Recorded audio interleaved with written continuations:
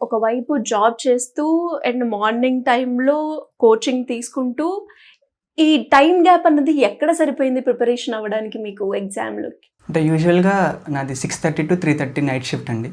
So 3:30కి అయిపోగానే 4కి అలాగా మనం నిద్రపోయి, నాకు 10 o'clock బ్యాచ్ ఉండేది. సో 9కి అలా లేచేవాడిని, బ్యాచ్కి వెళ్ళేవాడిని.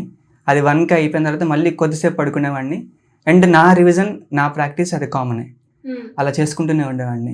కొన్నిసార్లు మనకు అనిపిస్తుందండి, బాడీ టైర్డ్ అయిపోతూ ఉంటుంది, మైండ్ స్ట్రెస్గా అనిపిస్తూ ఉంటుంది, అలసిపోతూ ఉంటాము. అవును, ఇంకోవైపు నిద్ర కూడా వస్తుంది నైట్ షిఫ్ట్ అంటే. అవునండి. ఎలా బ్యాలెన్స్ చేసి? బట్ నేను ఈవెన్ ఏదైనా ఎగ్జామ్ ఉన్నప్పుడు కూడా నిద్ర కోసం ఆలోచించేవాడిని కాదు. ఎగ్జామ్ అయిపోయిన తర్వాత కావాలంటే రోజంతా పడుకుందాం, కానీ ఎగ్జామ్ ముందు మాత్రం చదవాల్సిందే అనుకునేవాడిని అనమాట. అంటే అది కరెక్టో కాదో నాకు తెలియదు, అందరూ చేయలేని చెప్పట్లేదు, బట్ నా దృష్టిలో ఆ ఎగ్జామ్ అయ్యే వరకు నాకు వేరే ఇంకా వద్దు.